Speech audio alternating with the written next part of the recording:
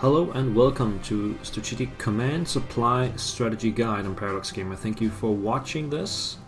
First of all, supply. How do we watch supply in this game? You can either press the S key on your keyboard or you can press the Hide Show Supply button right here. And what you'll see is all these green numbers, which is the current supply in that current hex.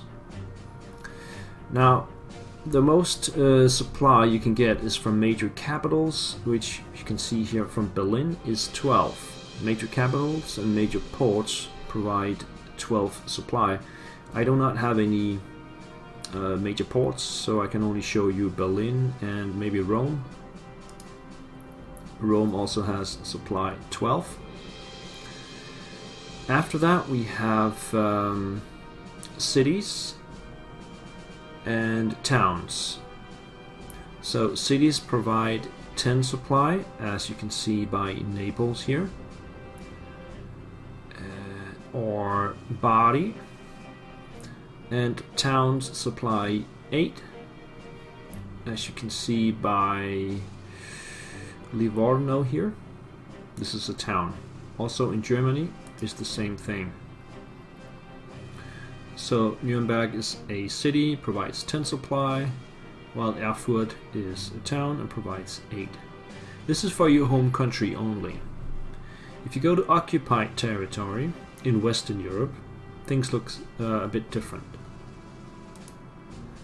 As you can see here, The Hague only provides 8 supply for a city, same as Brussels, and the towns only provide 6, as shown by Liège. The reason why these are 7 is because they're connected up with larger supply dumps in Germany. If we go further into France, the effect becomes more obvious. As you can see here, Orléans, for example, is 6, and then we go down to 5, 4, 3. So some of these hexes only have 3 supply. Paris should be 8, but it has been reduced by partisan activity and will slowly grow back up to 8. Situation becomes even worse if we do not have a direct connection by rail to your home country. England, for example.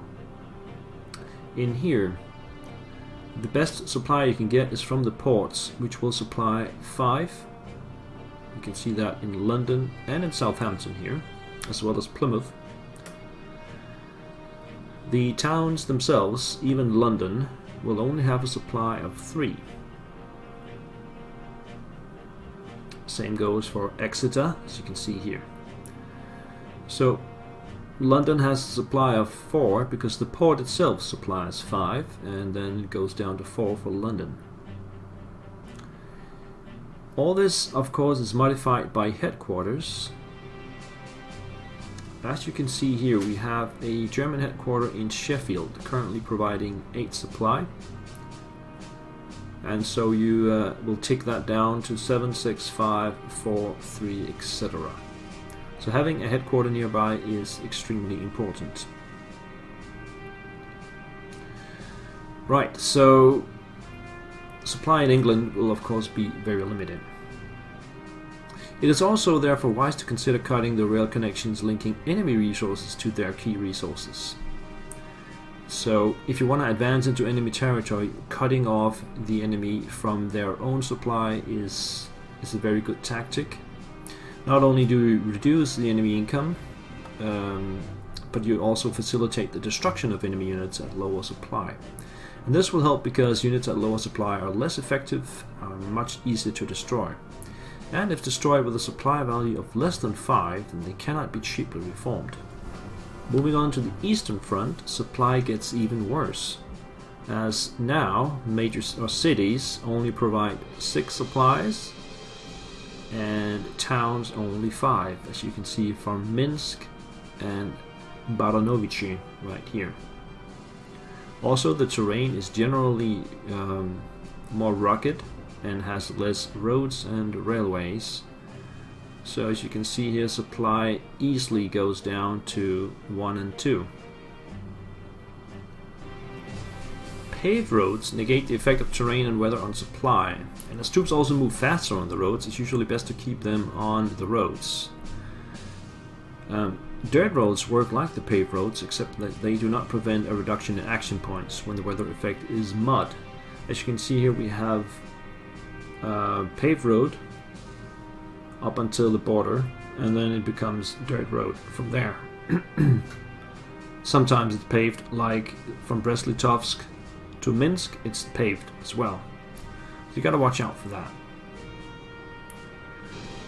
As for the headquarters, they have a calculated supply value just like all other units, but in addition they have a supply distribution value that they can apply to supply other friendly units around them.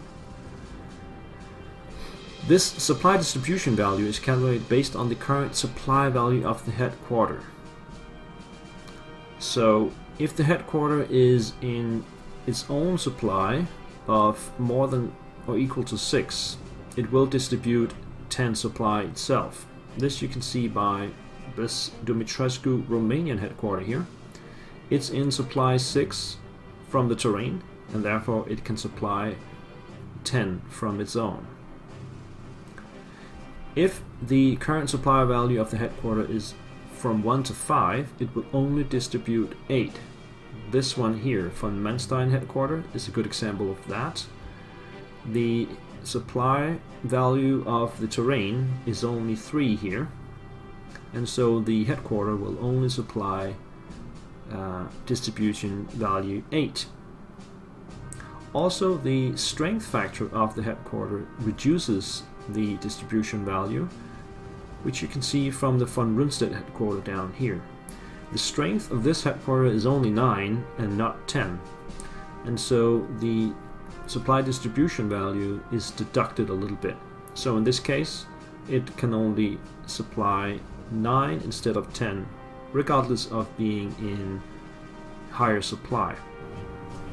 If a headquarter does not have access to a supply source, for example if it's been cut off, then its minimum supply value will be based on its strength. So a 9 or 10 strength headquarter will have a minimum supply value of 5.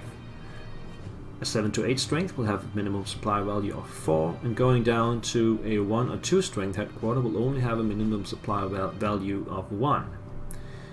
If the headquarter does have access to supply, but only value 1 through 5, then its minimum supply value will be higher.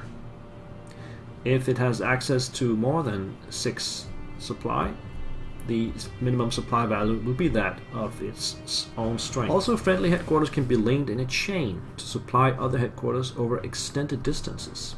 Normal headquarter supply based on resources calculated first, and then if an HQ or headquarter can increase another HQ supply in its vicinity, using the same rules governing how HQ supply other units, the linked up headquarter can receive an increased supply value. Through this, the headquarter could provide better supply to nearby units, increasing their combat effectiveness. More on that later. Naval supply is handled a bit differently than normal supply for land and air units. In general, naval units within range of a port receive maximum supply, minus the distance from the port. You can see that by the blue numbers. For example, Liverpool is supply 5, and then we'll go down to 0. Once the naval units are out of the port range, they will not have their supply values reduced unless they cruise, raid a convoy, or engage in combat. The exception to this rule are regular amphibious transports, as they will have their supply value reduced by 1 for each turn at sea, regardless of their vicinity to a port. This does not apply to amphibious long-range transport, as they act like any other naval unit in this respect. A unit's action point value is also affected by a unit's supply value. For example, if the unit has lower supply than 5, then you will deduct 1 action point from the unit's maximum. For example, the 11th Panzers, as you see here, has a maximum action point of 6, but they only have 5 available because there's currently in level 2 supply. If a unit is in 0 supply, you will deduct 2 from its maximum action points. As for supply and reinforcements, unit strength can only be reduced by combat losses. Events such as the effect of winter on Axis units in the USSR and naval units may occasionally suffer from storms at sea. But land and air strength can be replenished through reinforcements, provided the unit has sufficient supply and its controlling major has enough points available, of course. If unit strength is greater than its attainable strength, then it cannot be reinforced. How much a unit can be reinforced depends on the supply value of that unit. If the supply value is 0, it cannot be reinforced at all. If it's 1, it can go up to 4. If it's 2, it can go to 5. 3, it can go to 6. If the supply is 4, it can go to 7. If the supply is 5, it can go to 8. And if it's more than 5, 6 through 10, it can be reinforced all the way up to 10. A good example of that is the panzers right here, the 4th Panzer. They're in supply 4, so they should only be able to attain a strength level of 7. And since they already have 5, we should be able to reinforce them by +2. And that's exactly what you see here. So they can be reinforced up to 7. This unit right here is also in supply 4, and so it can also only attain a maximum strength of 7, and since it's already 8, it will not be able to reinforce at all.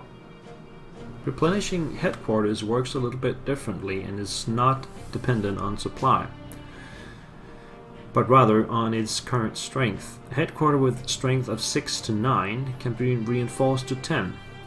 If the headquarter strength is only 5, it can be reinforced to 8, and so forth. So a headquarter that is severely damaged will take some time to get back up to full strength. Both this one and the other one down here will both be able to reinforce back up to full strength because they are both at strength level 9. That concludes the supply strategy guide from me. I hope you enjoyed and can use these supply rules in your games. Thank you for watching so far, and I'll see you another time. Take care, bye bye.